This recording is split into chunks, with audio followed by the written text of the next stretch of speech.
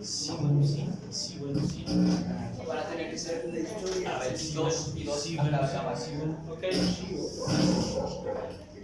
Sí se escucha, sí me escucha. Buenas tardes a todos. Ahorita en un momentito comenzamos, Nada más denos un minutito que nos organicemos aquí. Aparición.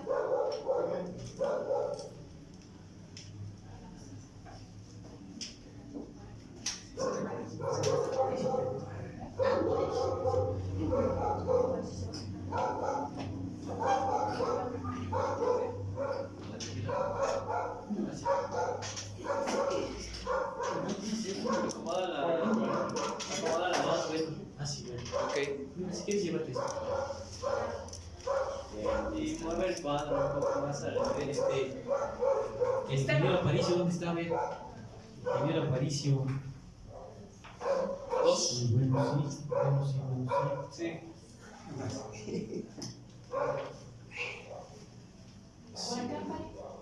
Sí, bueno. Ahí. Ajá.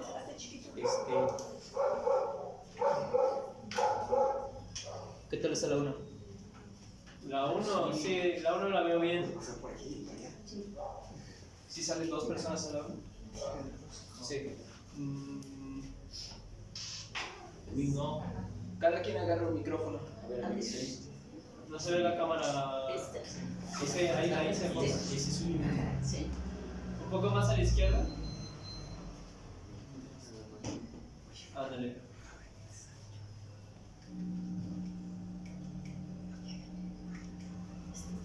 Sí.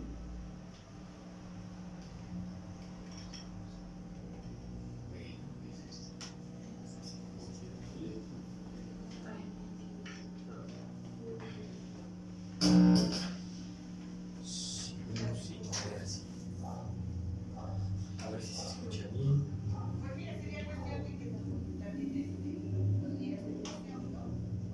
Sí, bueno. ¿Cómo ves las tres cámaras?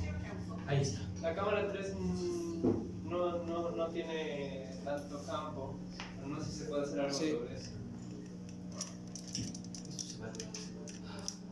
Muy difícil. Sí, ya en este momento yo no pensé que fuese.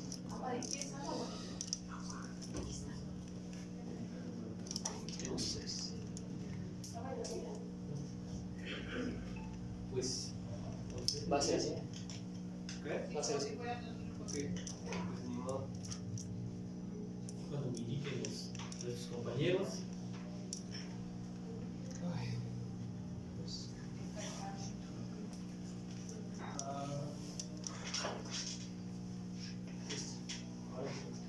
Creo que no vamos a poder mezclar, vamos a poder.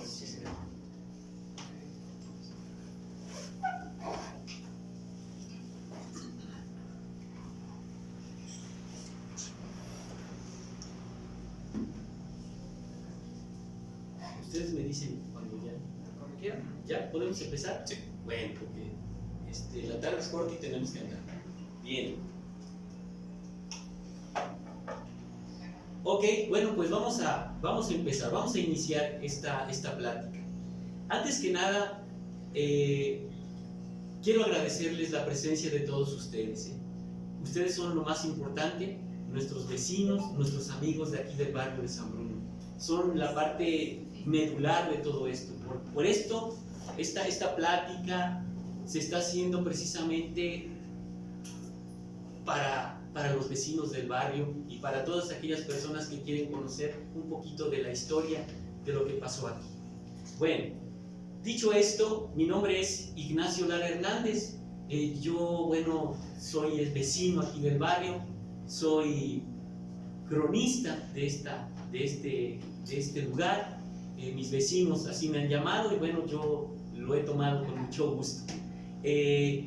Y bueno, pues como ustedes saben, a partir del año 2014, que sucedieron una serie de hechos aquí en San Bruno, en la fábrica, que desmantelaron el techo y hicieron muchos destrozos, pues los vecinos volteamos nuestra mirada nuevamente y nos acordamos de esa fábrica y de todo lo que representa. Así que para nosotros, los vecinos, es muy importante rescatar la historia, todo lo que aconteció en esa fábrica principalmente, y que bueno, forma parte de nuestra comunidad. El día de hoy se encuentra con nosotros la maestra Olivia Domínguez. Aquí yo me permití una pequeña reseña de todo el trabajo que ella tiene, pero la verdad es de que ella misma me dijo, mira, mejor algo más sencillito.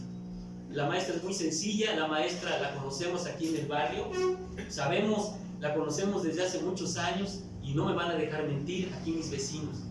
Así que, ¿qué más puedo decir? Ella, la maestra Olivia Domínguez Pérez, es licenciada en Estudios Interdisciplinarios de Humanidades y maestra en Historia por la Universidad Veracruzana. Y bueno, ella tiene estudios realizados en Roma, Europa, etcétera, etcétera, y bueno, ahí le paro. Pero la verdad es de que la maestra el día de hoy está con nosotros. Ella trabaja actualmente en el Instituto de Investigaciones Sociales de la Universidad Veracruzana. Ella también ahí imparte clases y lo más importante, ¿verdad?, que es nuestra amiga y que hoy viene y que quisiera que le diéramos un fuerte aplauso a la maestra.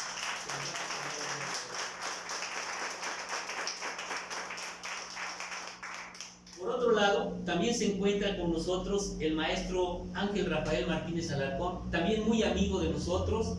Lo hemos conocido en todo esto que ha sucedido aquí en el barrio, en la historia, todo por lo que hemos pasado. Él siempre está cubriendo toda la nota. El maestro Ángel Rafael Martínez Alarcón también es historiador, es originario de aquí de Jalapa, obtuvo su licenciatura en Historia en la Universidad Veracruzana y cursó una maestría en Historia de América en la Universidad Internacional de Andalucía y realizó estudios de especialización en Comunicación y Gestión Política en la Universidad Complutense de Madrid, donde fue candidato a doctor en Formación y Crisis del Estado en América. Él es columnista, un aplauso por su clase. Maestro, columnista, muchas notas, etcétera, y además es un maestro con mucho carisma. Así que, amigo, maestro, aquí eres bienvenido aquí en San Bruno. Y por otro lado, tengo también aquí a mi lado izquierdo al ingeniero Esteban de Jesús Aparicio Rentería. Él es un compañero de lucha que ha estado siempre al pendiente de lo que sucede aquí en nuestra comunidad y sobre todo en la fábrica de San Bruno. Él pertenece a la Asociación de Colonos del Barrio de San Bruno, es una persona comprometida, igual que fue su papá, que trabajó como 60 años ahí en la fábrica nada más, si no me equivoco. 59 años. Y aquí está el líder, el que le dio el título de constancia de que mi papá trabajó 59 años. Me refiero al licenciado Miguel Ángel Guevara Huerta. Un aplauso para el licenciado Miguel Ángel. Y bueno, pues presentados aquí las personas que se encuentran con nosotros, pues vamos a iniciar. El día de mañana es 28 de agosto. Hace ya casi 101 años, a 12 obreros de la fábrica los asesinaron vilmente, de una manera grotesca, terrible. Hoy en día, pues, los recordamos con mucho pesar.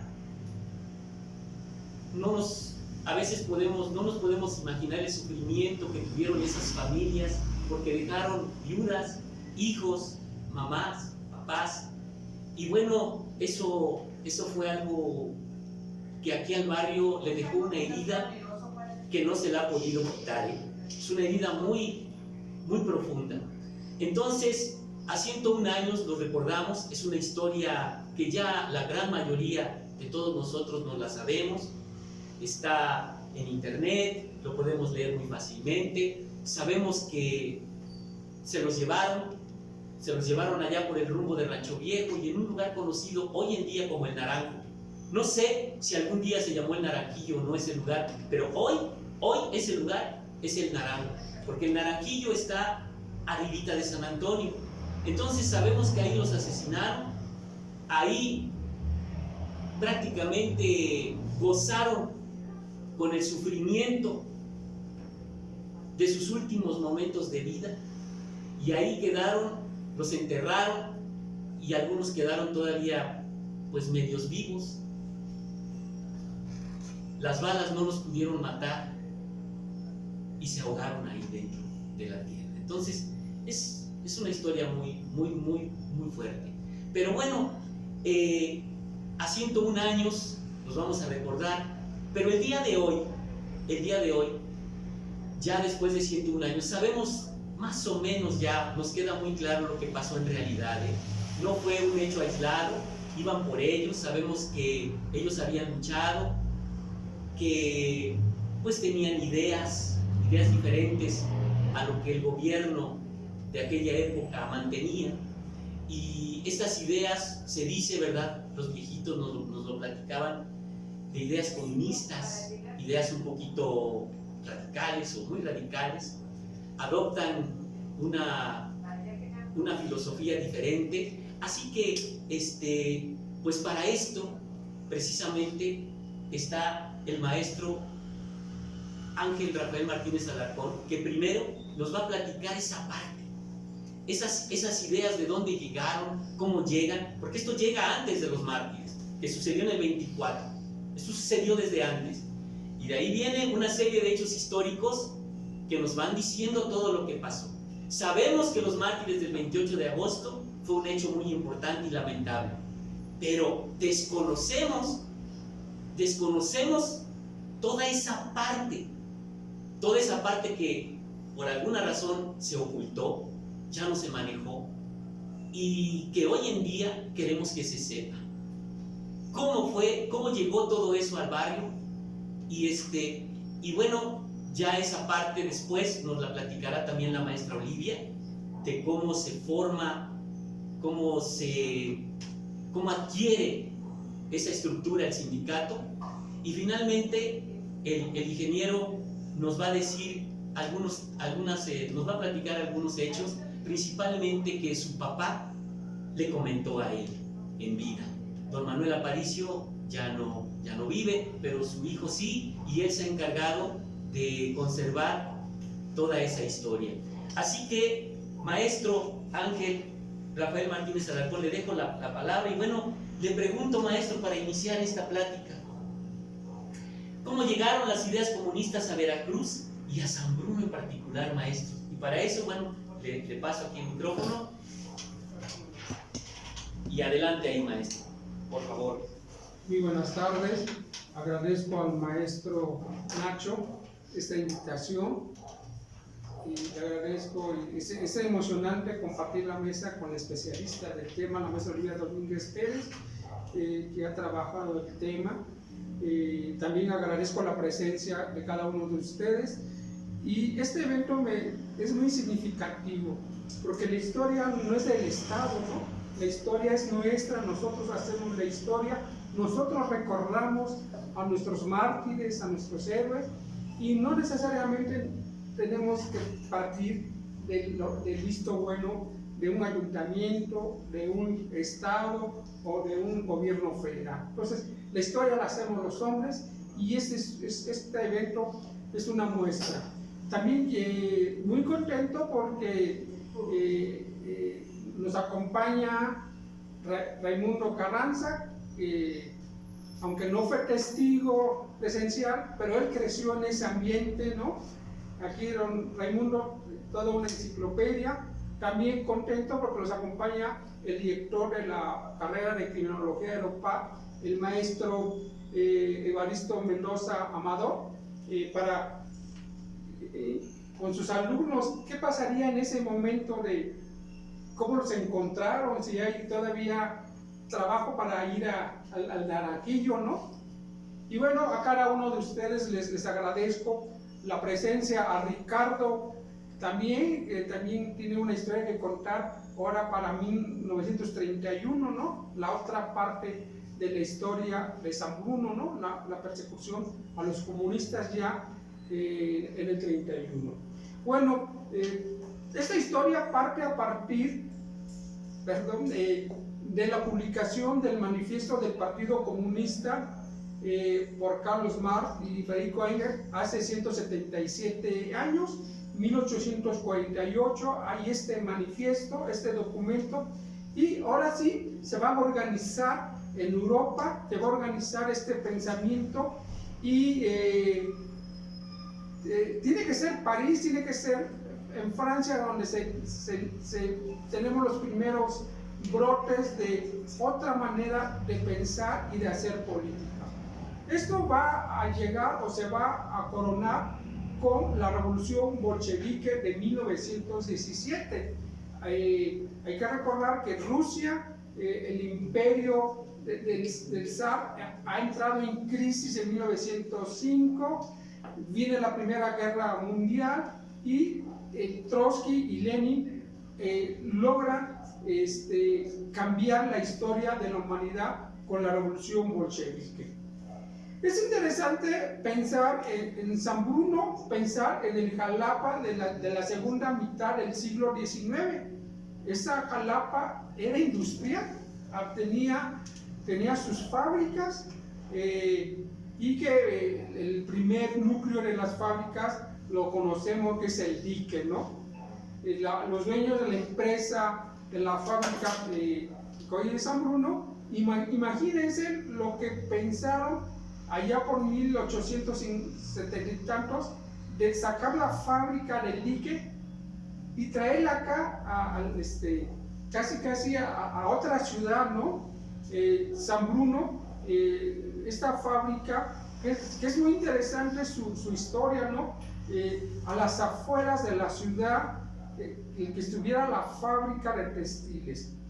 Bueno, el porfiriato, 1876-1911, vamos a ver cómo este periodo hay un impulso a la industria, ¿no? Tenemos toda la parte del norte del país, Orizaba, Córdoba, el impulso a la fábrica textil, que la maestra Olivia también ha trabajado ese tema. Y bueno, la revolución en México, que le hemos bautizado como la revolución mexicana, pero el primer brote, la revolución maderista, la que Francisco I. Madero convoca el 20 de noviembre de 1910, que es una primera revolución, logra incendiar el país y logra que miles de mexicanos le sigan en esta propuesta. Si bien es cierto que el 20 de noviembre, ese domingo 20 de noviembre a las 6 de la tarde, más allá en el norte, unos parientes atravesaron la frontera, pero la revolución fue encendiendo poco a poco hasta llegar a mayo de 1911, cuando Porfirio Díaz va a poner su renuncia para evitar que siguiera la mancha de sangre entre los mexicanos. Y es ahí donde Madero va a convocar, es ahí donde surge un Heriberto Jara Corona, surge un Adalberto Tejeda, que siguen el modelo, que siguen a la revolución convocada de Francisco I. Madero. Y bueno, Francisco I. Madero va a gobernar 15 meses, ¿no? Hay un golpe de Estado, viene Carranza y la Constitución del 17, y ya todo este grupo de jóvenes maderistas, siguiendo a Carranza, van a seguir los postulados. Tanto Tejeda como Jara son casos muy interesantes para la historia de Veracruz. Tejeda es un ingeniero, alguien que está formado, mientras Jara es un tenedor de libro en la zona industrial de Orizaba, Córdoba, pero tiene una formación política ya en los círculos antirrevolucionistas de Francisco I. Madero. La Revolución de Octubre, la que va a estallar en el 17, imagínense el gran imperio ruso con una revolución, un gobierno provisional que es débil y que logra encender en noviembre del 17 y cambiar el modelo político, económico del gran imperio ruso. Ya luego Lenin en 1922 va a fundar la Unión Soviética. Y bueno, este movimiento comunista empieza a tener ahí ya su primer espacio de hacer propaganda internacional del modelo. Y hay una serie de comunistas en Europa, empiezan a emigrar a América Latina. Bueno, el abuelo de Clara Sheinbaum viene en esa generación de comunistas rusos a hacer propaganda de una nueva forma de gobernar, una forma de romper las cadenas del capitalismo y el proletariado y el campesinado. Y finalmente vamos a tener en 1919 la fundación del Partido Comunista de México. Y bueno, aquí el puerto de Veracruz tiene una gran importancia, ¿no? Finalmente, en el puerto de Veracruz, ese puerto que vio la presencia de Hernán Cortés, que vio la presencia de los 300 años de entrada de las ideas europeas, este puerto de Veracruz, que ha sido, siempre ha estado abierto al mundo, ¿no? Hasta el día de hoy, el puerto de Veracruz es una imagen de un espacio. Finalmente en el puerto llegan todos, ¿no? Llegan y van y vienen ideas, y este pequeño grupo del Partido Comunista en Veracruz van a empezar a trabajar. Hay que recordar que a finales del 19 son los últimos meses del gobierno de Venustiano Carranza. Venustiano Carranza tuvo muchas simpatías con la Rusia de Lenin, no se concretaron muchas cosas, pero Carranza tuvo ahí una apertura con la Casa del Orden Mundial y había cierto reconocimiento hacia lo que estaba pasando en Rusia. Imagínense hace más de 100 años sin comunicación, ¿no? Esperar los 4 o 5 días. Ese es un poco.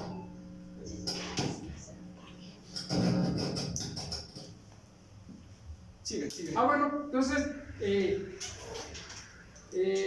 1919 se funda el Partido Comunista Puerto de Veracruz, y es muy interesante la pregunta que hace el maestro Ignacio: ¿cómo llega a San Bruno? Finalmente, el proyecto soviético comunista es un apostolado, ¿no? Es empezar a echar a andar las redes, y seguramente en Jalapa los primeros receptores de estas nuevas ideas fueron los maestros de la normal.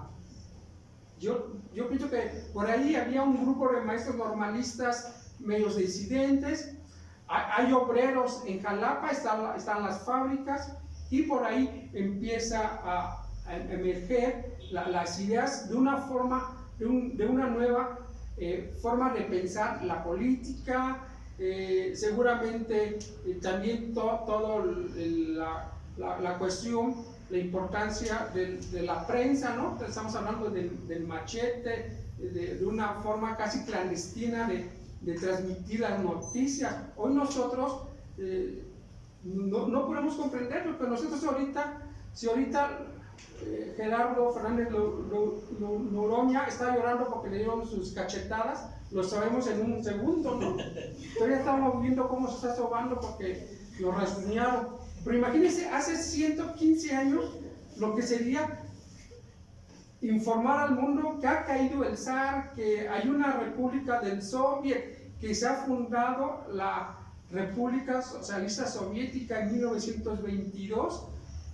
Debió decir una cosa muy, muy rara. Nosotros, como todo lo tenemos ya a la mano, en un clic ya sabemos si Putin esta tarde le sacó la lengua a Trump, ¿no?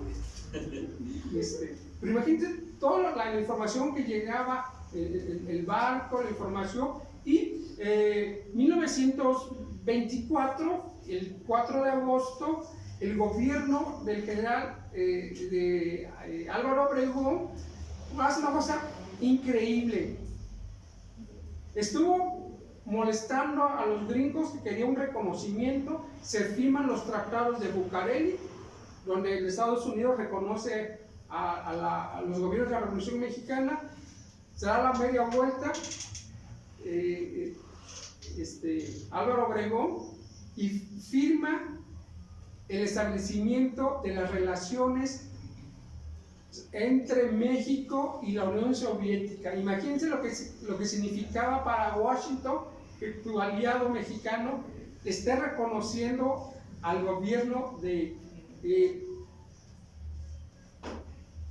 Lenin, pero Lenin ya no le tocó ver el reconocimiento porque Lenin muere en enero de 1924 y es hasta agosto cuando ya se establecen estas relaciones diplomáticas entre la Unión Soviética y México. Y bueno, entre ese establecimiento hay todo un proyecto de propaganda de venir a conocer el proyecto de la Revolución Mexicana, el proyecto soviético, el ruso del 17 y el proyecto de México, y va a venir Vladimir Mayakovsky, la llegada de la primera mujer embajadora en el mundo, Alejandra Kollontai, en 1926, la mandan de embajadora para México, y los obreros y los campesinos salen en el puerto de Veracruz a recibir. Y aquí hay que hacer la aclaración, el gobernador entre 1920 y 24 era Adalberto Tejera, el ingeniero, que también tenía una vena pro izquierda, pro comunista, no como los farsantes de ahora, ¿no? Que dicen que son comunistas y desaparecen casas de 12 millones y todas esas cosas. Tejera tiene una vocación muy interesante, y a Tejera le toca el movimiento inquilinario, a Tejera le toca fundar la Liga de Comunidades Agraria, y Tejera, de una manera muy magistral, está bien conectado con los rusos, ¿no? Apoya a obreros y campesinos a que vayan a conocer el proyecto de la Unión Soviética, y hay una serie de líderes que viajan a Moscú. Ahorita recuerdo a Miguel Ángel Velasco, un jalapeño, que viajó a finales de los años 20, y habían pasado 60 o 70 años, y Miguel Ángel Velasco se acordaba del número telefónico que tenía que marcar cuando llegara a la estación en Moscú, ¿no? Y hay toda una vertiente que estudiar de todos los veracruzanos y mexicanos que fueron a conocer el proyecto soviético, y finalmente las banderas rojas y la hoz y el martillo van a estar en el estado de Veracruz presente. Y bueno, a Tejera, ya en los últimos meses de su gobierno, acontece esta situación de los mártires del 28 de agosto. Yo no sé si era una forma también para recibir a Heriberto Jara Corona, que en diciembre tomaría posesión como gobernador. Quién sabe si yo entiendo que había buenas relaciones entre Tejera y Heriberto Jara Corona, pero nunca falta una piedrita en el camino, y a ver cómo lo vas a tratar. Y bueno, yo creo que este acontecimiento del 28 de agosto, muy lamentable, y que son los familiares que no han dejado que esta flama, este acontecimiento se pierda. Yo todavía recuerdo cuando iban a dejar la corona ya el 5 de febrero, y la antorcha y el movimiento, el mismo trabajo de la maestra Olivia Domínguez, que ha hecho trabajo en el campo aquí en esta área de San Bruno, y que San Bruno es una historia que no se ha contado todavía bien a la sociedad jalapeña, que está presente esta historia, primero con los mártires, después hace 50 años porque se vino acá la humanidades y los que veníamos al circo, de niños aquí veníamos al circo. Eso sería un poco así, dando la introducción y dejándole la voz al especialista. Pues un aplauso para él.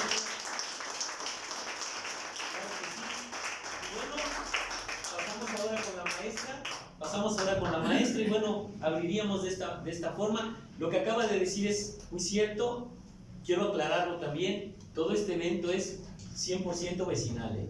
Aquí no tiene mano, no hay mano negra. Maestra, le doy la palabra y le hago una pregunta, maestra. Bueno, ¿cómo era la organización del sindicato en San Bruno durante todo este periodo del comunismo, maestra? ¿Nos puede usted orientar qué pasó aquí? Bueno, pues antes de contestar la pregunta o platicar con ustedes, solo tengo 20 minutos. Entonces, en 20 minutos, la verdad es que es muy poco tiempo para un periodo tan extenso, ¿no? Pero bueno, antes de comenzar, yo quisiera dar las gracias al ingeniero Ignacio por permitirnos estar aquí y compartir algo que hemos investigado en determinados momentos. Y también quiero dar las gracias, aunque no están, pero de manera póstuma, a Pánfilo Flores Villa, a Casimiro Melgarejo y a Eliodoro Hernández, que fueron pieza fundamental para reconstruir una historia que sí estaba, sí existía, sí se conocía por los viejos trabajadores de San Bruno, pero era una historia callada, era una historia oculta, era una historia de la que no se hablaba. Tenían sus motivos y todos pueden ser válidas las razones por las que no hablaban, pero sin embargo, después de alguna insistencia y la ayuda de un compañero del Partido Comunista Mexicano, también que ya falleció, el maestro Panes, nuestro maestro Panes de la Facultad de Humanidades, nos abrieron las puertas, precisamente don Pánfilo Flores Villa. Y a través de don Pánfilo, al que entrevisté en muchas ocasiones, y escribió, y conservo parte de lo que me escribió, porque decía, bueno, tengo que recordar, y escribió unas cuartillas para mí, para que yo empezara a entender mucho de lo que yo me preguntaba en ese momento. Y a través de él, pues yo logré conectar con otras personas, y con ellos, con Eliodoro, quien me recibió en Puebla. Y en Puebla no solamente vivía él, vivían otras 2 o 3 trabajadores de San Bruno, que eran parte de esta historia que comienza en 1920 y concluye para ellos en 1932. ¿Por qué comienza en 1920? Eran muy jóvenes todos ellos. La segunda generación de San Bruno. La primera les había tocado la transformación de un taller de textiles a la gran fábrica de San Bruno, que era propiedad de la familia Saldo Hermanos o de la compañía Saldo Hermanos. Una compañía que lo que hizo fue agrandar la fábrica sobre los 3.000 metros donde están ahorita ubicados los paredones que aún quedan de la antigua fábrica. Y de tener 74 obreros tenían en el siglo XIX. En la primera década, ellos manifestaban que habían recibido la fábrica, ellos la adquirieron en 1902, y del 74 ayudaron a 150 trabajadores. Para 1932 se hablaba de que había 300 trabajadores. De esos 300 trabajadores, 100 de ellos se declaraban trabajadores combativos, luchadores, y defendieron sus ideas. Y de esos, algunos retornaron a su centro de trabajo, y un grupo como de 8 personas no regresaron jamás a trabajar a San Bruno. Tuvieron que emigrar, varios de ellos, y varios de ellos no regresaron, quizás, o regresaron de manera, pues, a ver a sus familiares, pero no se dejaban ver. Y eso los marcó terriblemente, porque los que regresan, y regresan en 1937, después de una negociación que existen los documentos de esa negociación, regresan, hay varios amparos que se dan, y regresan en el 37 con condiciones donde muchos de ellos casi empezaron a trabajar de cero, dejando atrás sus años de experiencia, trabajando en condiciones que no eran las de personas experimentadas. Por ejemplo, el caso de esta segunda generación, muchos de ellos eran hijos de trabajadores, hermanos de trabajadoras, como fue el caso de Leodoro Hernández, o eran trabajadores que venían de otras fábricas, y una de ellas era una fábrica que cerró sus puertas en los años 20, que era La Criolla, una fábrica ubicada en Lucas Martín. Y otros trabajadores también venían de San Marcos. Por alguna razón también trasladaron su residencia a la ciudad de Jalapa y encontraron trabajo en las haciendas que en ese tiempo existían, hasta el último del que les puedo platicar posteriormente. Era originario de Tlaxcala, llega a San Marcos, y de San Marcos llegas finalmente a San Bruno. Es decir, esa segunda generación, la primera generación quizás era más jalapeño, pero esa segunda generación ya es de obreros que tienen cierto conocimiento de la industria textil, que vienen de otras fábricas. Y en 1920, por ejemplo, Leodoro Hernández, que pertenece a esta segunda generación de trabajadores, era hermano de una de las fundadoras del sindicato en 1908, de Ana María Hernández. Y él vivía originalmente, les decía que eran muy jalapeños, vivían en el centro de lo que hoy sería Jalapa, en la calle de Juárez. Desde la calle de Juárez venían bereteando para llegar a San Bruno, ¿no? Entonces, la fábrica pues les quedaba lejos de su residencia. Otros vivían en Sayago, y al llegar al Meridiano, que era el punto de ingreso a San Bruno, era el lugar donde ellos decían: estamos llegando a la fábrica. Ya era bajada, ¿no?, para llegar a la fábrica. Y Leodoro, como el caso de otros, se trasladan a vivir acá, a la congregación. En ese tiempo era una congregación, para vivir cerca de su centro de trabajo. Otros, de apellido Gutiérrez, vivían en Lucas Martín.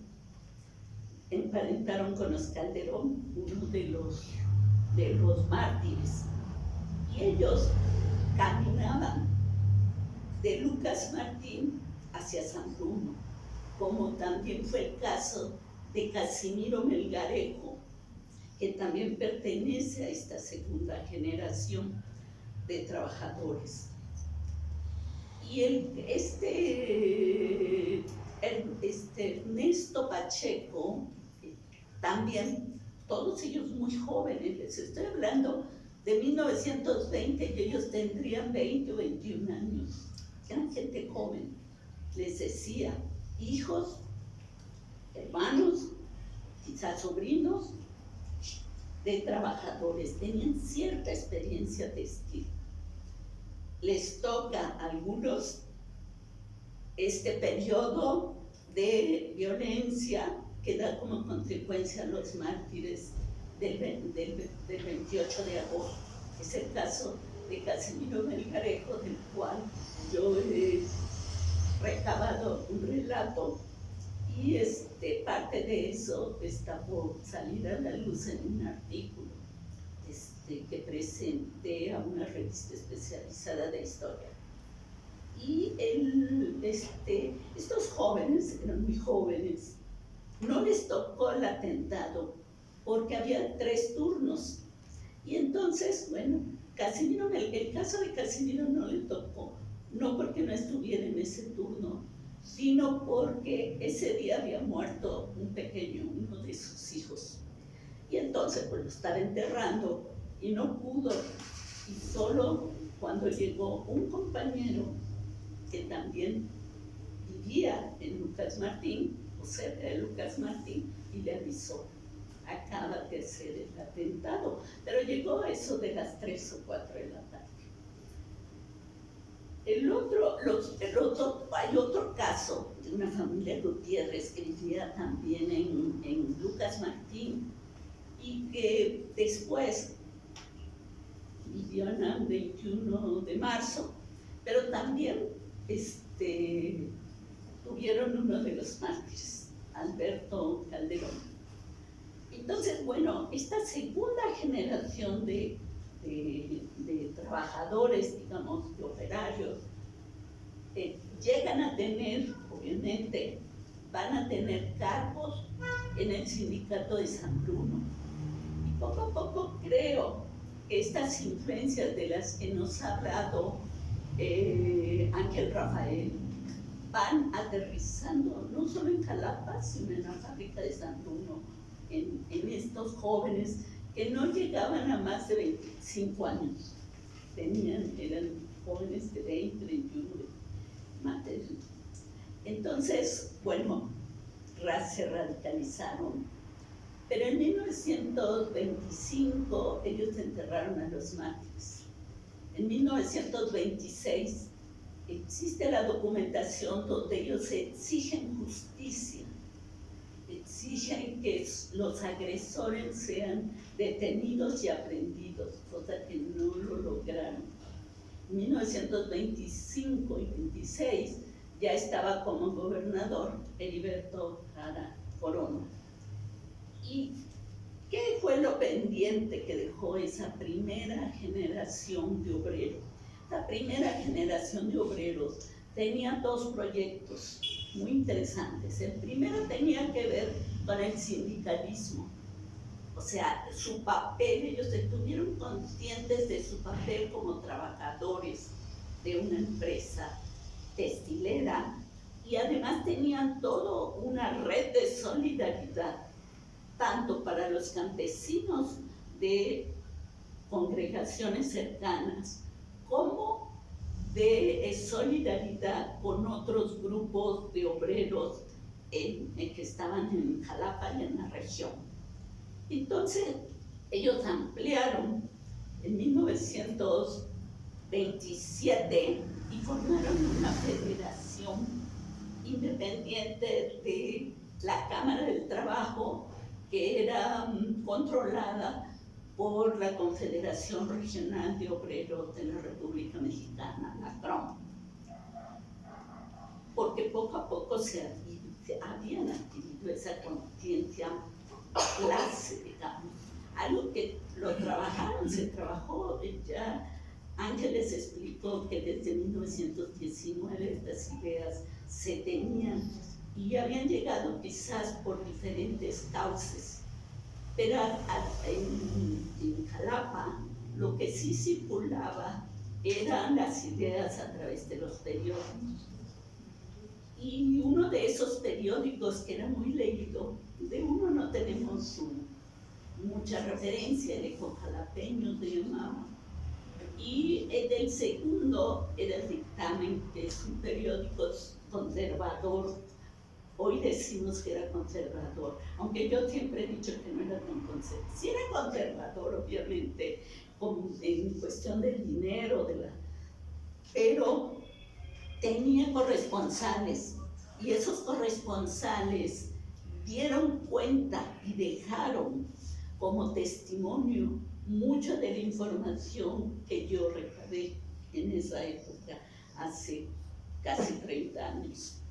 Entonces, después, mucho después, ya cuando la investigación casi estaba terminada, apareció el machete.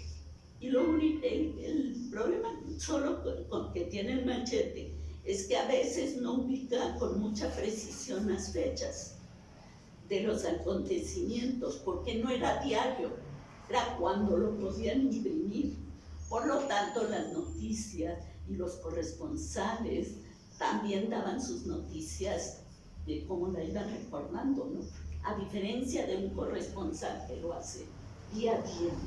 En ese sentido, el dictamen da cuenta minucioso, casi día por día, de lo que pasa en Jalapa como capital del estado, y ahí es donde yo rescaté mucho de esta información.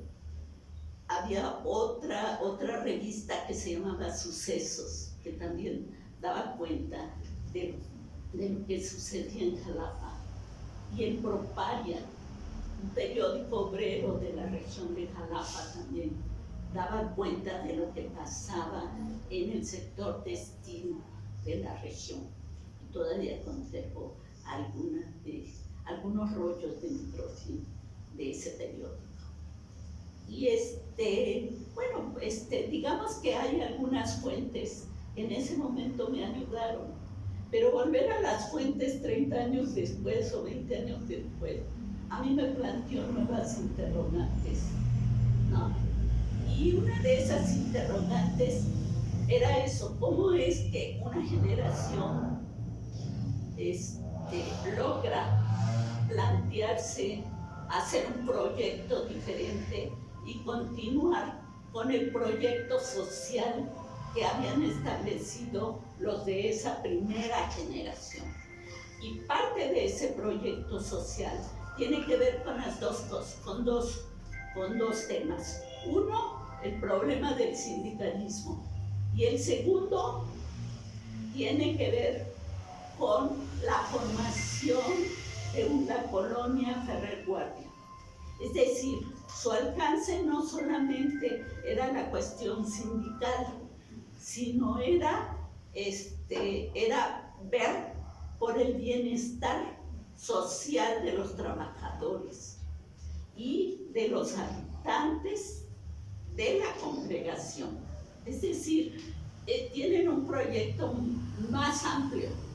Nosotros, o al menos cuando yo los estudié, lo reduje. Fue un trabajo bastante relativo, ¿no? Donde yo quería solo encontrar a la clase obrera, porque eso era lo que me interesaba. Y hoy lo veo con otros ojos, ¿no? Por favor.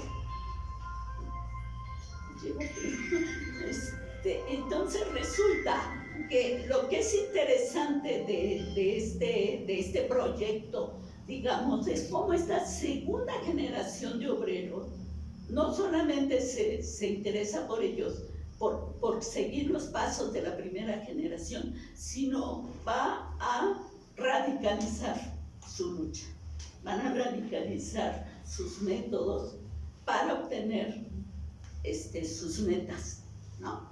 Entonces, lo que tiene que ver con el sindicalismo es muy interesante, porque llegan a obtener muchos beneficios en San Bruno, no en la Purísima le costaba más trabajo a los dirigentes, a pesar de que eran de la misma compañía.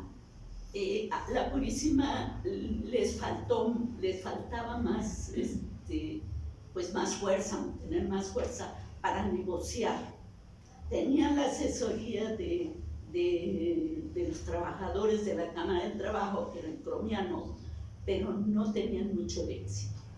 Y en cambio en San Bruno, la empresa en 1919 negoció, en 1922 volvió a negociar, en 1923 también, en 1925 volvieron a negociar sus condiciones de trabajo y siempre obtuvieron éxito.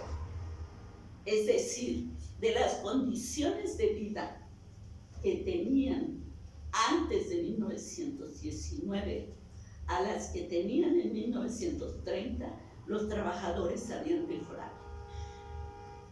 Buena parte de ellos tenían ya un solar para vivir, una casa que empezaban a edificar mejor, tenían un mejor horario de trabajo, les costó, por supuesto, pero tenían un mejor horario de trabajo y tenían un mejor salario. ¿Qué pasa entre 1928, aproximadamente en el 28, entre 27 y 28, decía Melgarejo, el señor Melgarejo, que el gobernador Tejeda les propuso que si pensaban diferente o querían independizarse de la CROM, pues tenían que hacer el esfuerzo de hacer algo diferente. Obviamente, los dirigentes del Partido Comunista, que seguramente entraron en contacto con ellos y lograron la adhesión de algunos de ellos. La célula entonces no estaba en San Bruno, estaba dispersa en varios establecimientos. Había gente que trabajaba en la Providad, había gente que trabajaba en el dique, había choferes, el gremio de los choferes fue interesante también, poco se ha trabajado de ellos. Había entre los panaderos el caso de Miguel Ángel Velasco, que les comentó Ángel, ahí sale. Había otros obreros, algunos de ellos también murieron entre este periodo, entre el 24 y el 27. Entonces, estaban trabajando, las células estaban trabajando, pero no lograron tener tanto éxito como lo lograron en San Bruno. Entonces, de 1928 a 1932, el sindicato se declaró no comunista, aclaro, no de ideología comunista, sino se declaraban defensores, en efecto, de la lucha de clases, y algunos de ellos sí eran y militaban fuertemente dentro del Partido Comunista y viajaron a Rusia. Cuando ellos en dos ocasiones fueron a las Islas Marías. Cuando fue el atentado del presidente en la toma de posesión de Ortiz Rubio, y en 1929, y por segunda ocasión en 1932 volvieron a caer. Algunos fueron aprendidos y enviados a las Islas Marías, pero varios habían viajado a la Unión Soviética. Es muy interesante porque el único que admitía todo digamos, camino recorrido como participante del partido era Eleodoro Hernández y Ernesto Pacheco. Otros quizás porque necesitaban el trabajo y querían retornar a la fábrica, se mantuvieron en la posición de no declararse como comunistas. Simplemente algunos admitieron, cuando cayeron en las islas, admitieron repartir propaganda del partido. Por ejemplo, el caso de Flores Villa decía, y lo recuerdo muy bien, que le decía que él repartía el machete, le pagaban de un estipendio, pequeña gratificación, para repartir el machete en Jalapa. Y el caso también fue de Miguel Ángel Velasco, que era uno de los editores del machete. Entonces, es una historia interesante porque San Bruno, desde el momento en que el gobierno empieza a perseguir a los comunistas a partir de 1929, empiezan a identificar quiénes y dónde viven. Entonces, por eso sobre todo empiezan primero a hurgar entre personas de origen español, que por qué estaban en Jalapa y por qué en San Bruno. San Bruno tenía varios trabajadores de origen español y había trabajadores en el gremio de choferes, había también de origen español. Uno de ellos cayó en las Islas Marías, pero ya tenían rato que le estaban vigilando y le preguntaban al sindicato. Ahí está la documentación de Melgarejo como secretario del sindicato, donde dice, no tenemos conocimiento de los comunistas, aquí no hay comunistas. Obviamente, ¿no? Son momentos difíciles, ¿no? Todavía no estaban en la clandestinidad, pero era un grupo que tenía que agruparse y solidarizarse, ¿no? Y entonces, bueno, pues San Bruno estaba ahí en la mira, digamos, de los que pasan información a gobernación. Están los escritos de gobernación pidiendo que las autoridades, tanto del Estado como del municipio, identifiquen, sigan a las personas, ¿no?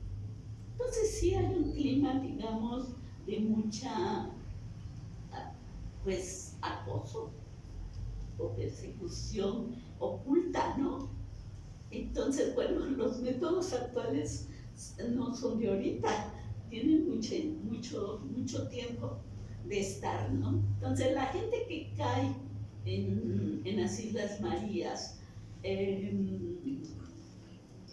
en una primera ocasión regresan, eran gente también muy jóvenes, todos ellos del grupo de jóvenes de la Juventud Comunista, ya el grupo de la local comunista.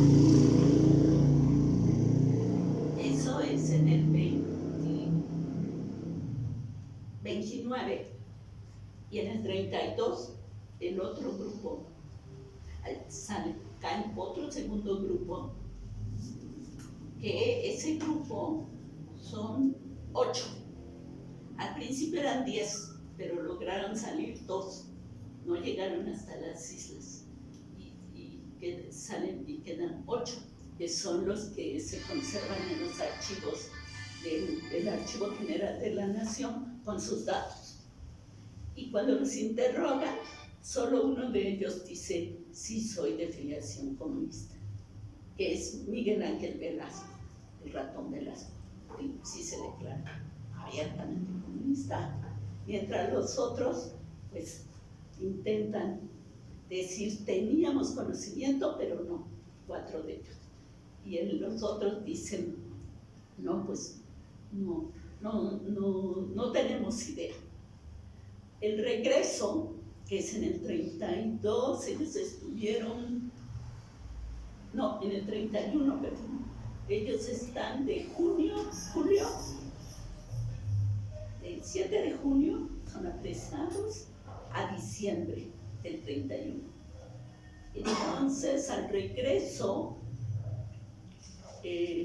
bueno, les quería decir, al regreso, muchos de ellos continúan, que ya es menos 1932, cuando ya empieza la represión más fuerte y ya no nada ya directa del ejército, de las fuerzas federales, ¿no? Entonces, cuando me preguntan la pregunta, y volviendo ahora a la pregunta, darle una respuesta a la pregunta que hace el ingeniero Lara, ¿cómo estaban organizados? Bueno, pues tenían una formación de acuerdo a como lo marcaba la Confederación Sindicalista Unitaria de México. ¿Cómo se formaba el sindicato? Bueno, como todos los sindicatos, hay un secretario, hay un tesorero, el secretario de actas, eso es parte de una estructura. Pero junto a esa estructura hay otra estructura que es el Consejo Federal de Obreros de la Fábrica. Y ese Consejo Federal es el que sigue los lineamientos que marca la Confederación Sindicalista Unitaria.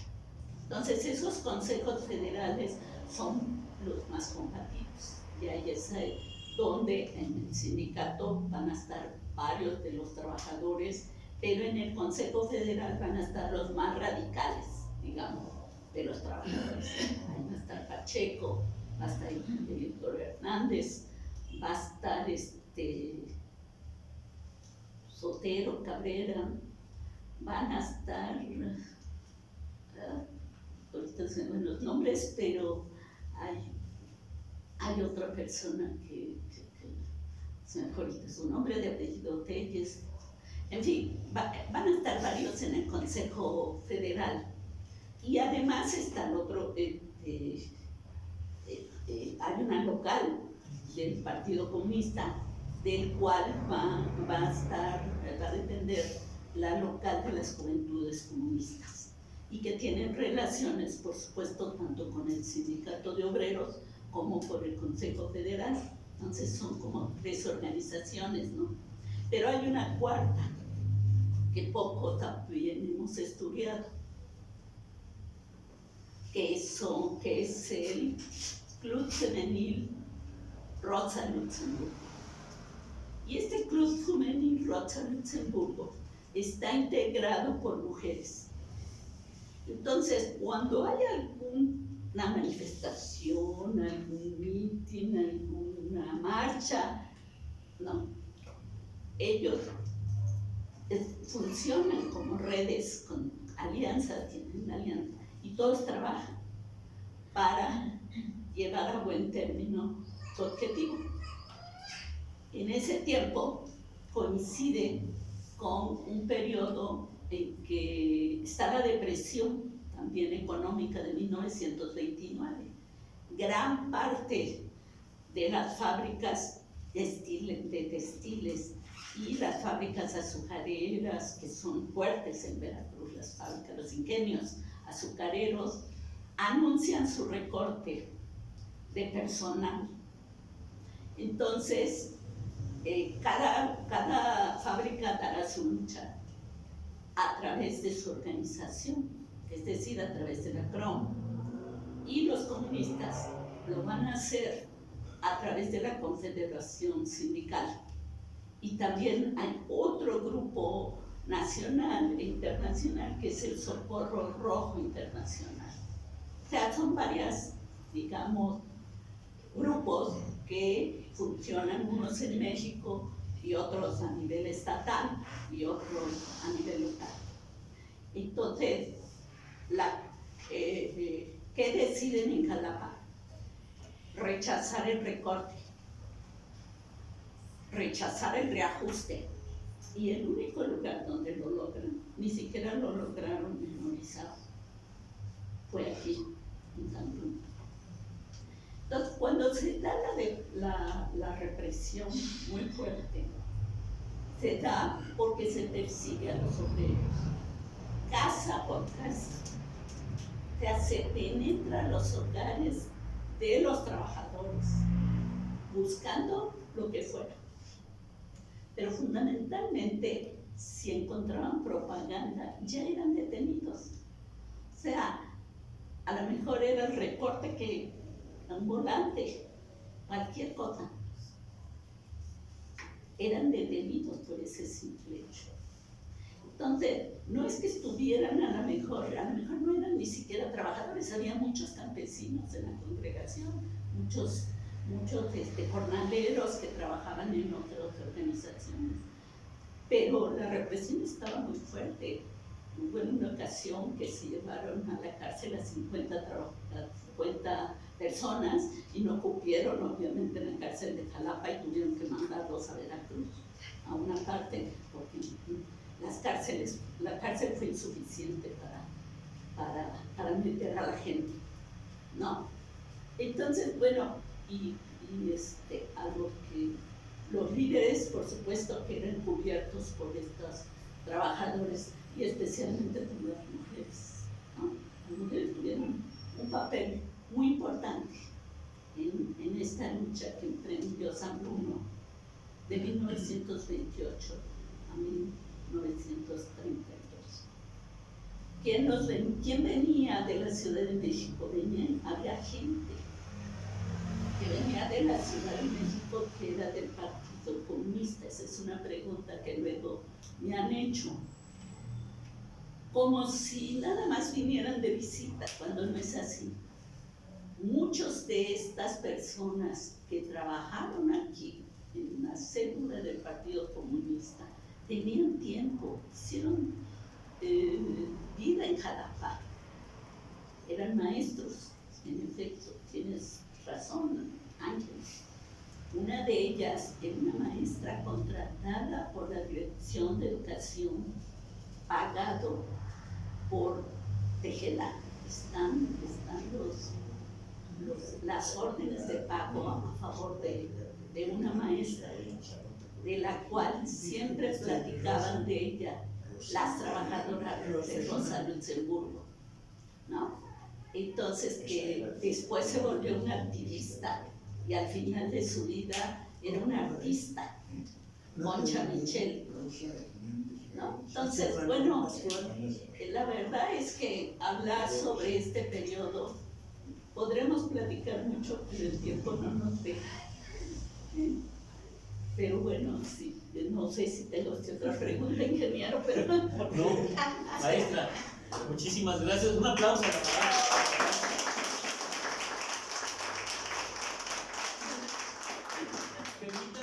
Permítanme decirles, claro que ya se dieron cuenta, ¿verdad?, con quién estamos. La maestra es especialista en el tema. No existe, no conozco yo otra persona que sepa y domine el tema como la maestra Olivia. Yo le he pedido a la maestra que todo, por favor, lo que pone, lo pone en libros, a ver, para que lo podamos leer y que no se pierda nunca esta información, porque es información que vale muchísimo para nosotros. Quiero, antes de pasar con el ingeniero Esteban, quiero agradecerle mucho la presencia de nuestro gran amigo y es nieto del gran sindicalista Pánfilo Flores Villa, que acaba de mencionar la maestra. Es increíble cómo la historia que vivimos aquí en el barrio la podemos ver.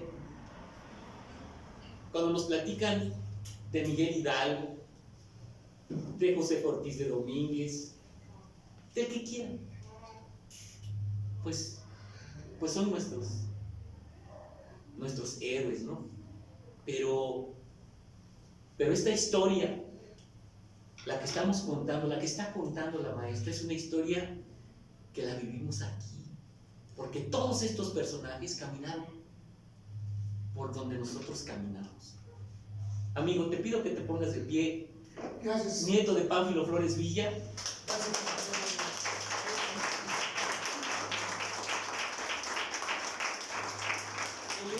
Él es el arquitecto Rodolfo Leodegario Martínez Flores. Hay una calle, siéntate amigo, siéntate, gracias. Hay una calle que en el barrio de La Luz, o Luz del Barrio, le conocemos como Flores Villa, aunque la gente ya de la zona, pues nada más saben que es Flores Villa. Pánfilo ya no existe, y mucho de esta culpa a veces se la echamos al gobierno, ¿no? Que no le pone el nombre completo en la placa, pero la culpa la tenemos también nosotros. Como vecinos, tenemos que ponérsela y no olvidar el nombre de un personaje que fue reprimido, que fue encarcelado, que apoyó muchísimo a crear otros sindicatos como el de panaderos, que actualmente es el más antiguo y que todavía funciona aquí en la ciudad de Jalapa con más de 100 años activo. Entonces, mi agradecimiento para él, gracias, y quisiera pasar para unas palabras de él, pero quiero empezar con esto. Me gustaría decirles lo siguiente. Cuando la maestra habló de las juventudes comunistas, inmediatamente aquí el compañero sintió, ¿verdad? El dedo, aquí el dedo de él, su padre, su papá de él, don Manuel Aparicio, durante muchos años no contó esta historia, la guardaba, como dice la maestra. Las razones, quién sabe cuáles sean, pero él fue líder de las juventudes comunistas de aquí del barrio de San Bruno. Me refiero a su papá, el señor Manuel Aparicio, el maestro Manuel Aparicio, como le decían los obreros. Mi pregunta es, Esteban, ¿cómo era tu papá? ¿Qué te platicaba tu papá? ¿Qué vivencia nos puedes contar de él? ¿Qué te acuerdas que nos puedas compartir? Bueno, pues el principio, ¿no? Él era de Altotonga, campesino, tenía una finca con la bisabuela, y al morir la bisabuela, pues se quedan desamparados porque ella pagaba a los trabajadores de la finca y ya no tuvieron manera de vivir. Se vienen para Jalapa. La abuela toma la decisión, y lo primero que a mí me cuenta de esta historia cuando llega a San Bruno, dice que llegó en un canasto. Yo creo que de Altotonga a Jalapa pues había carretas, había uno que otro camión, pero mucha parte de ese trayecto pues, se tenía que hacer a pie. Y entonces mi papá pues ya venía cansado, hasta que con varios acompañantes que traían, lo echaron en un canasto. Y así fue como me platica que llegó a Jalapa. Mi abuela ya tenía mucha relación aquí en Jalapa, tenía comadres acá en la plaza del Carbón, mucha gente que tenía acá en donde están los tecajetes, en varias partes de Jalapa. Entonces, pues la situación era crítica, mi papá hacía mandados, sacaba agua de los tecajetes, la iba repartiendo, se ponía a hacer trabajos. La intención de mi abuela es que conocía a Ponciano Villalma. Ponciano Villalma fue uno de los líderes del sindicato de la fábrica de San Bruno que más veces ocupó el puesto. Entonces se entrevista con Ponciano Villalma, le pide trabajo para mi padre Manuel Aparicio y le dice que sí. Ya en ese momento le dice, ¿sabes qué? La edad es de 14 años. Él había nacido el 7 de mayo de 1914. Entonces, para resolver ese problema, la abuela se va al Totonga, regresa con un acta de Manuel Aparicio del 7 de mayo de 1913. Entra entonces a trabajar a la fábrica. Lo primero que me cuenta mi padre, su primera actividad fue cargar el Mauser. Él entra a mediados de 1927, a unos escasos años de los martes. Entonces, hacían sus rondines y el que llegaba de ingreso pues tenía que cargar el Mauser mientras sus obreros, sus amigos, sus compañeros de trabajo estaban trabajando. Él empieza sus actividades de barrendero, poco a poco se va interesando en el funcionamiento de las máquinas y pues le costó mucho trabajo aprender porque los maestros no le querían enseñar, pero él fue escalando, ¿no? Y en cuanto a lo que me dices, bueno, él, su primer salario, su primer pago que le dieron, dice, todavía nos tocó que nos pagaran en oro. Entonces llegaba el tren aquí a la plazuela de San Bruno, de ahí bajaban el oro, y le tocaron 3 monedas de 2 pesos oro.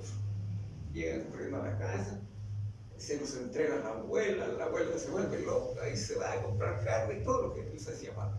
Eran 6 pesos. Dice, esa fue la única y la última vez que nos pagaron el nombre, ya después cambiaron.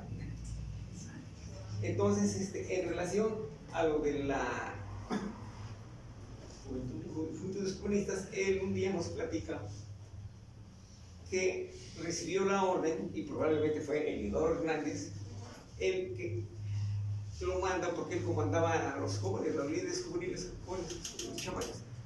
Dice, y nos mandan al Parque Juárez a manifestar, a gritar, muera el gobierno. Dice, él dice, a gritarle, mueras al gobierno, y viva el Partido Comunista.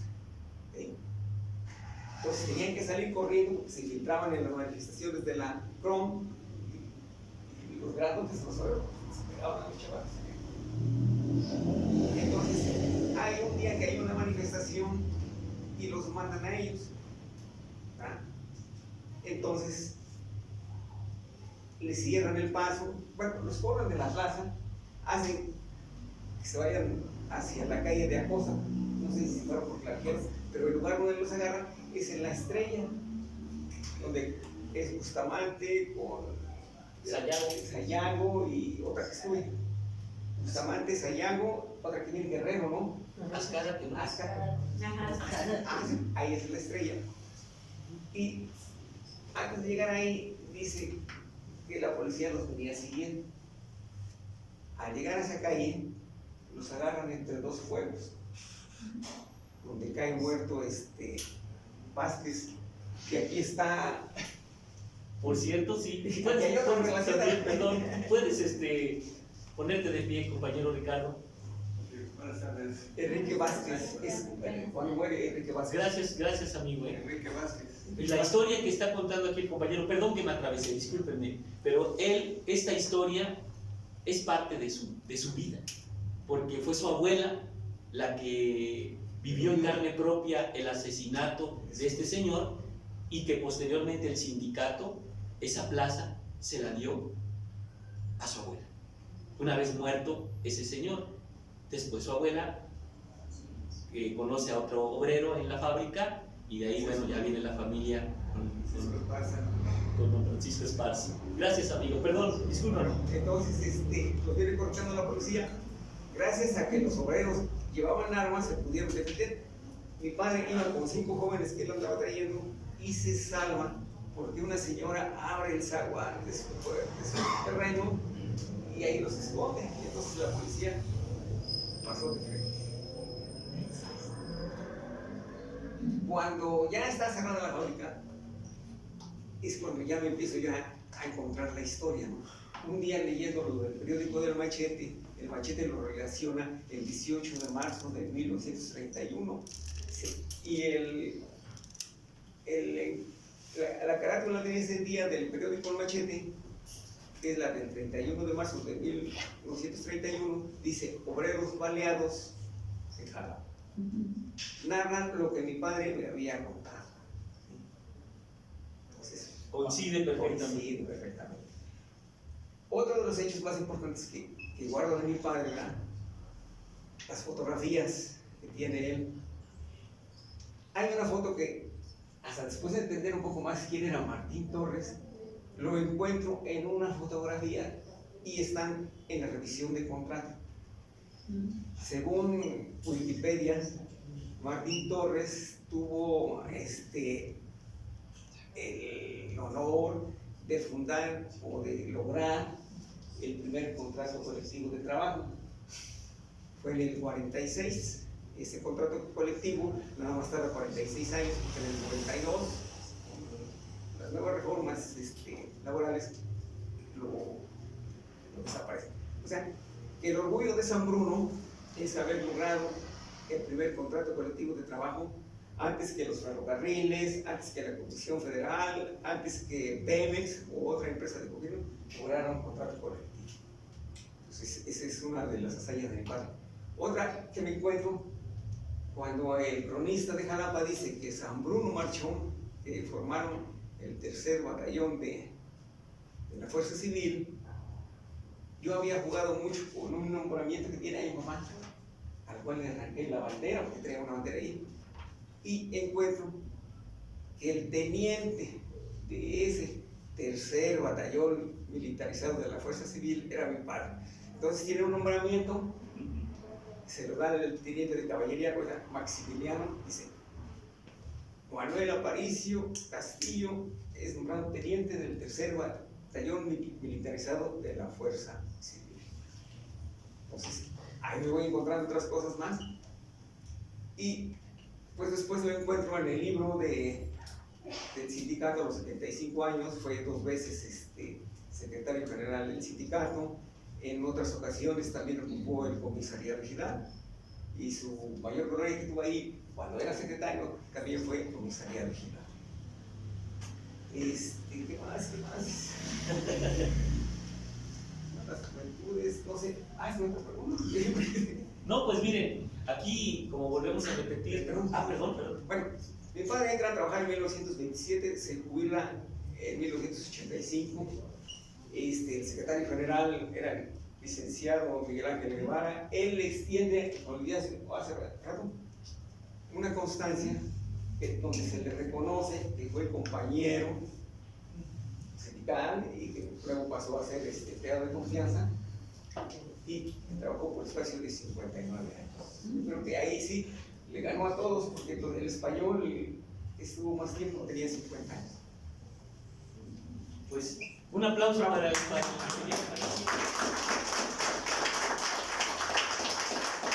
Aquí podemos estar, como dice la maestra, y podemos estar mucho tiempo, muchas horas, pero bueno, sabemos que esto tiene que ir terminando. Finalmente, no sé si alguien quisiera preguntar algo, con todo gusto, el maestro, la maestra, el ingeniero puede responder. Sí, adelante maestro. Gracias por haber venido antes. Buenas tardes a todos, no, agradecido, yo también me siento parte del barrio, ya tengo por acá 10 años que comparto la escuela Mártires 28 de agosto con mis aprendientes los días sábados. Ahí estamos con la licenciatura en Criminalística de la Universidad Popular Autónoma de Veracruz, y que pues me siento parte también del barrio. Yo preguntar, siempre que veo a la maestra y trato de hallar este tema del gobierno. Decía aquí el ingeniero y después comentaba aquí el maestro Ángel que pudiera haber sido el gobierno, ¿no?, el que perpetró, ¿no?, este crimen en aquel momento. O sea, podemos señalarlo, por qué, de qué forma, quién participó. Al otro día de los eventos, en el dictamen, ahí decían, ¿no?, los autores materiales, Franzón y demás, Arenas. Al otro día en el dictamen ya estaba la publicación, esos nombres, sí, ¿no? Pero siempre se ha manejado, ¿no?, que detrás de esto justamente pues estaba el gobierno. Entonces, a quienes se pudiera señalar, por ahí también, por ejemplo, el maestro Ángel hablaba de que pues justamente, ¿no?, creo que en algún momento hasta el mismo Alberto Tejeda se declaró de ideas comunistas, entonces no pudiéramos decir tal vez que fue él o si fue él, o quién entonces fue quien estuvo detrás de este evento el 28 de agosto de 1924. Esa sería mi primera pregunta. Y mi segunda, aprovechando aquí a la maestra, pues de qué va a tratar su próximo artículo y en dónde lo vamos a poder leer, dónde lo vamos a poder consultar, a ver si nos puede comentar. Entonces esa es mi duda. ok, sí. Bueno,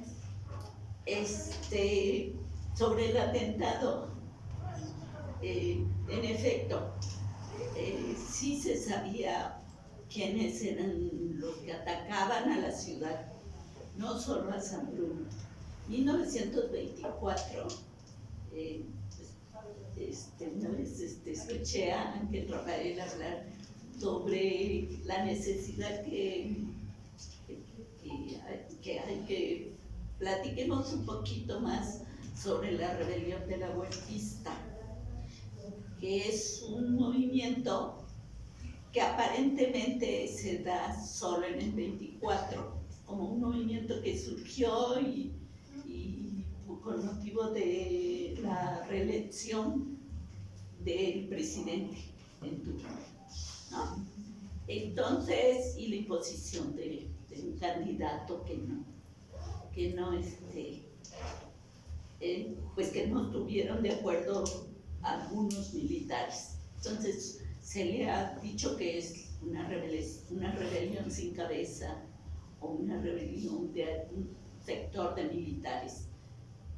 Pero son fuerzas militares que existieron, que quedaron desde años atrás, y eran grupos armados que no quisieron institucionalizarse, es decir, no entraron al ejército mexicano, ni tampoco quisieron entregar las armas.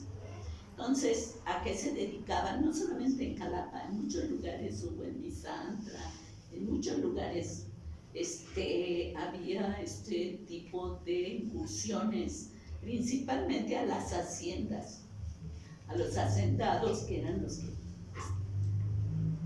que podían tener más recursos porque eran dueños de grandes propiedades, ¿no?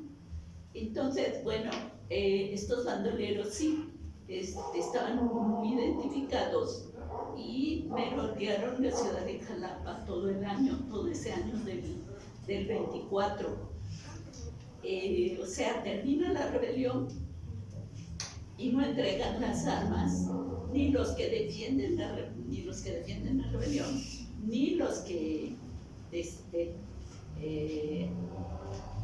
defendieron al gobierno institucional. Tejeda combatió esta rebelión con muchas milicias, tanto campesinas, y también participaron grupos de obreros. Miguel Ángel Velasco dice que perteneció a una de estas brigadas y en sus memorias lo cuenta.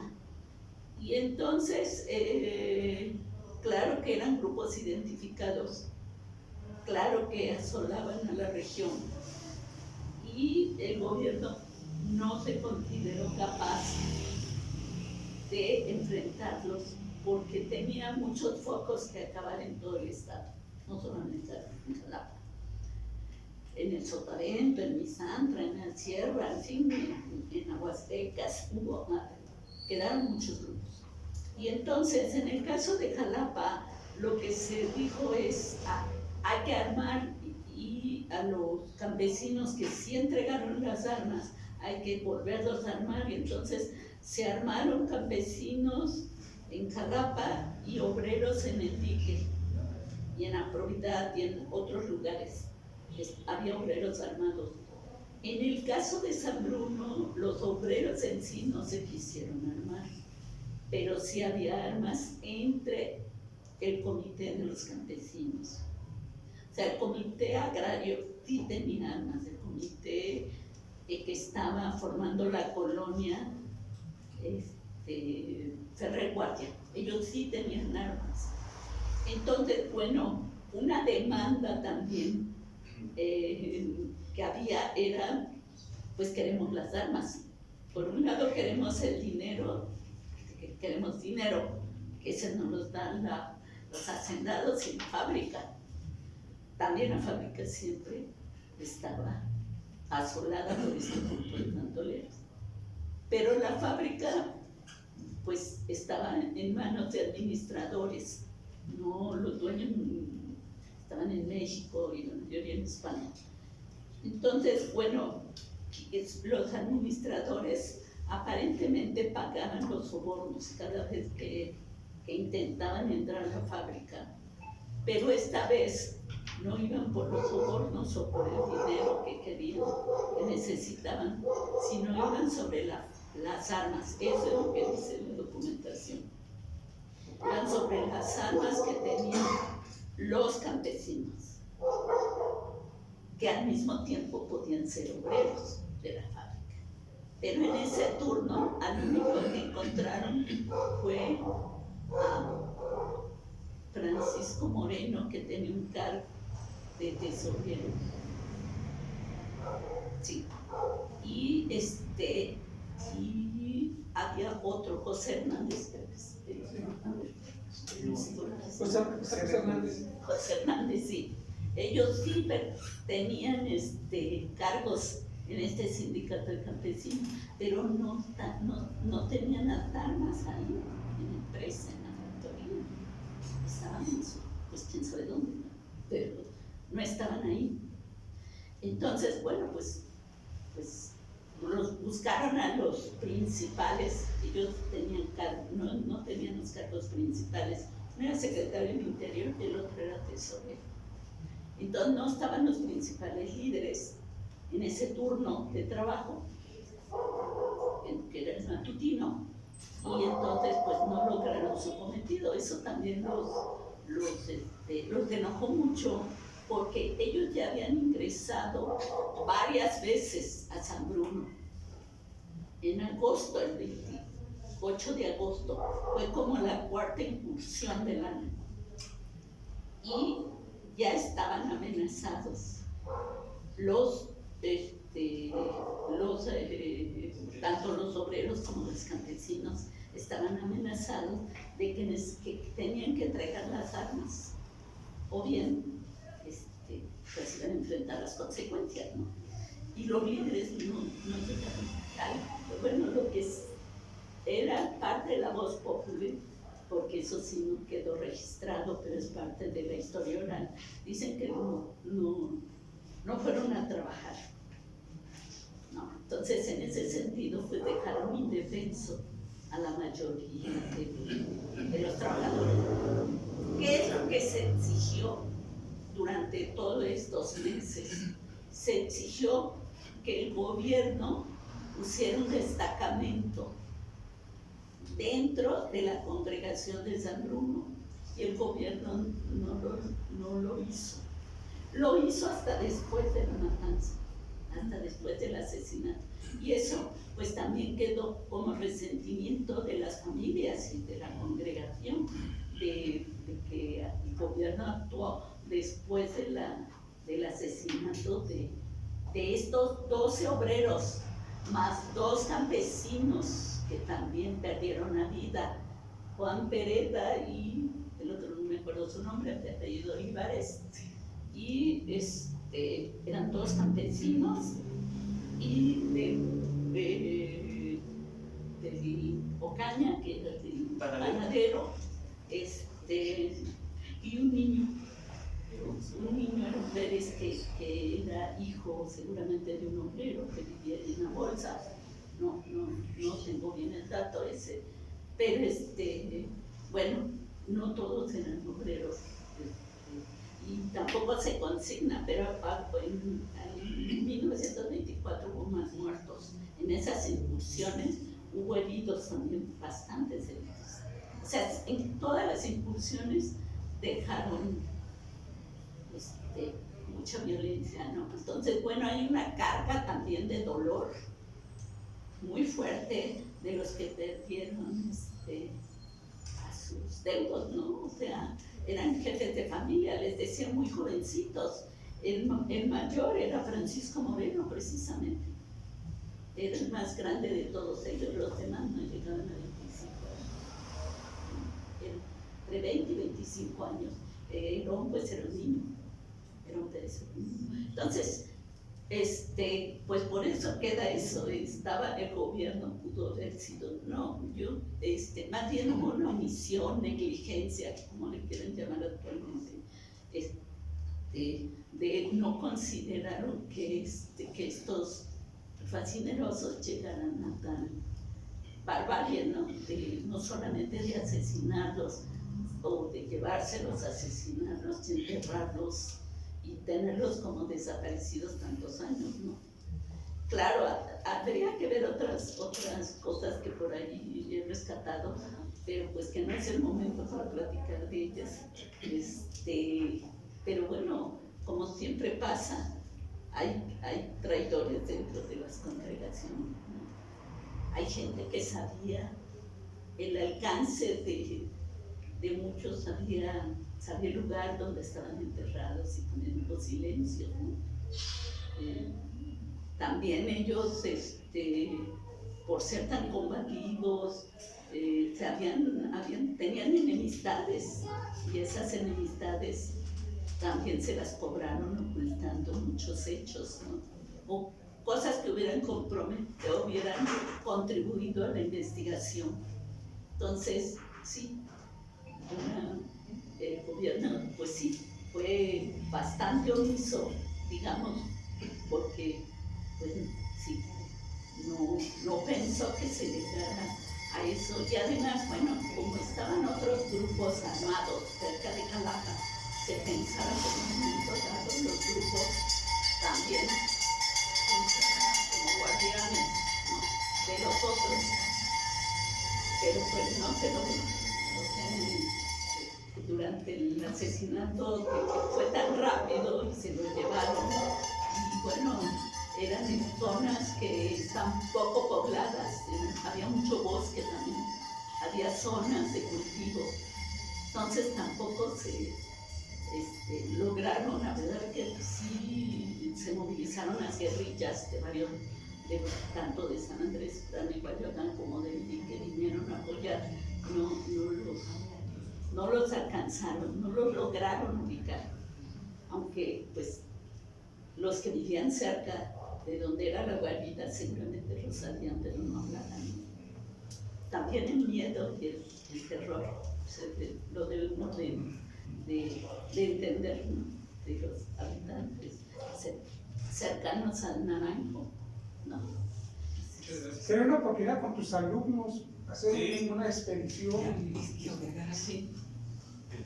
A ver, ahora sí la última pregunta porque Ya pasó la basura. ya estamos sobre el tiempo. Más quería agregar que Yo la solo guarnición- quería preguntar si el campo de fútbol que estaba junto al ISSSTE, donde ahora está Tianguis 1 de Mayo, también pertenecía a la propiedad de la fábrica. Era la parcela escolar. Era la parcela escolar. Pertenecía, claro. Pertenecía al ejido, no al local. Gracias, esa era mi pregunta. Maestra, quiero agregar, la guarnición es donde está ahorita el FASTI. Mire. Ahí está Gómez Farías, en la que era la entrada para el seminario. Sí. Ahí estuvo la guarnición. Nosotros pasábamos de chiquillos ahí y estaban los paredones, se ha de acordar usted, ¿verdad? Ya estaban los muros derrumbados y hacían una L. Bueno. Y ahí le pregunté a mi mamá, ¿y aquí qué fue? Aquí estuvo la guarnición. Digo, antes de que ya nos tenemos que ir, en efecto, yo quiero agradecer, nunca se lo he hecho, creo que de manera pública, pero sí le quiero agradecer a don Miguel Ángel Guevara su apoyo. La investigación estaba terminada y estaba publicada, pero pues cuando yo llegué la primera vez al sindicato de San Bruno, no tuve una buena respuesta. Creo que si hubiera estado Miguel Ángel Guevara, si yo lo hubiera conocido en ese momento, pues esta historia hubiera sido mucho más rica.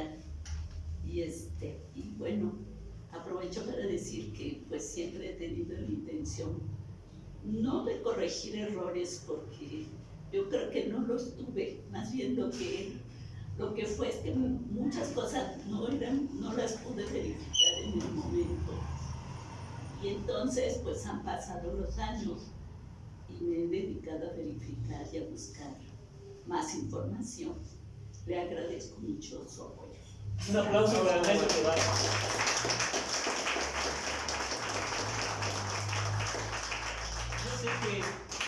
Yo sé que, bueno, finalmente, o sea, hay muchas preguntas, quedan muchas dudas, como siempre, pero pues nos tenemos que retirar. Y además, allá están preparando ya, están cortando un pastelito, están preparando ya una gelatina y no sé qué otra cosa más. Maestro, mañana que va a haber. Así. El día de ¿Cuál es la mañana, agenda? el día de mañana, a las 11 de la mañana, vamos a estar en la avenida Adolfo Ruiz Cortines, en la Antorcha, el monumento conocido como la Antorcha, que en realidad su nombre es el monumento a los mártires del 28 de agosto de 1924. Por esas cosas raras y extrañas del destino en que hubo silencio aquí en el barrio, se perdió un poquito su nombre, pero para eso estamos ahora, para corregirlo, y vamos a estar ahí a las 11 de la mañana para conmemorar a los mártires del 28 de agosto de 1924. Todos están invitados. Muchísimas gracias por haber asistido y un aplauso para ellos y para ustedes también que tuvieron el tiempo, se dieron un tiempecito para poder venir aquí al barrio. A ver, perdón. Camaradas, amigos, vecinos, zambujenses, carateros, yo soy parte de esta asociación y yo llevo en el alma este movimiento. No nací aquí, pero le tengo amor a este barrio porque mi suegra y mi suegro y todas mis cuñadas son maestras y todos dieron clases en la escuela Mártires de México. Mi esposo es maestro y mi esposo estudió ahí, mis hijos estudiaron ahí y quiero que mis nietos estudien ahí.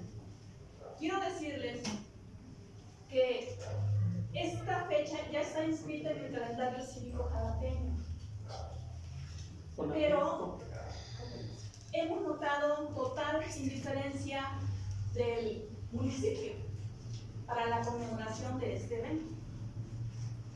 Ellos nos acompañan porque nosotros vamos y les recordamos. Quiero decirles que si nosotros los vecinos no lo hacemos, esto va a morir.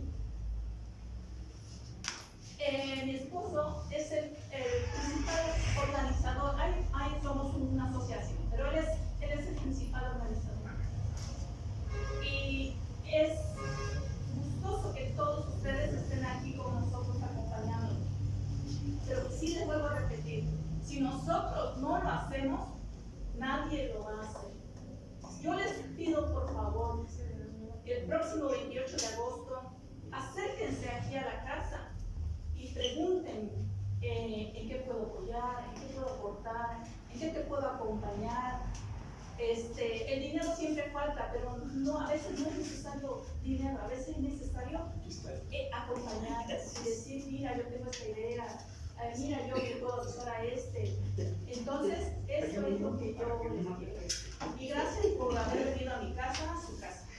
Gracias. Muchas gracias. Por favor, no se vayan. Aquí está un rico pastelito y gelatina, por favor. Pues con todo gusto se los damos. Gracias.